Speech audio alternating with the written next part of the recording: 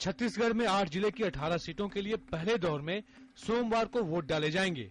पहले दौर में विभिन्न दलों के अधिकृत प्रत्याशियों और निर्दलियों सहित कुल 143 उम्मीदवार चुनावी मैदान में अपनी किस्मत आजमा रहे हैं।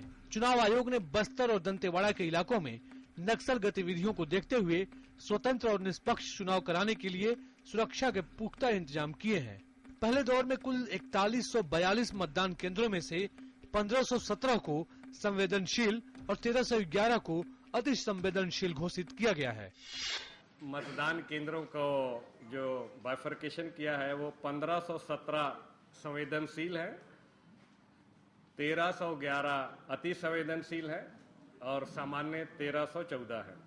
इन सभी में करीब हम 2700 में वीडियो या कैमरा लगा रहे हैं और इन सभी एरिया को देखने के लिए 18 जनरल ऑब्जर्वर है, 8 पुलिस ऑब्जर्वर है और 8 एक्सपेंडिचर ऑब्जर्वर है।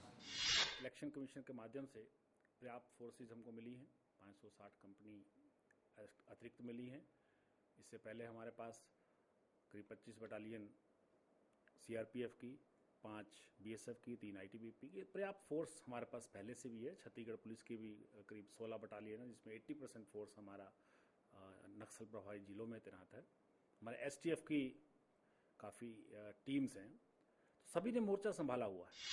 पहले दौर में 8 जिलों की जिन 18 सीटों पर मतदान हो रहा है, उनमें पिछले विधानसभा चुनाव में 15 सीटें भाजपा के खाते में गई थी, जबकि 3 पर कांग्रेस जीत पाने में कामयाब हुई थी। पारंपरिक तौर पर कांग्रेस का इलाका माने जाने वाले आदिवासी बहुल बस्तर इलाके में 12 सीटों में से 11 भाजपा जीतने में कामयाब रही थी। पहले दौर में राजनांदगांव से खुद मुख्यमंत्री रमन सिंह चुनावी मैदान में हैं। इस सीट पर राजनीतिक पंडितों की नजरें सबसे ज्यादा टिकी हैं, क्योंकि उनके खिलाफ कांग्रेस ने अलका मुदलियार को मैदान में उतारा है, जो पूर्व विधायक उदय मुदलियार की पत्नी है। दरबा घाटी में हुए नक्सली हमले में उदय मुदलियार की हत्या कर दी गई थी।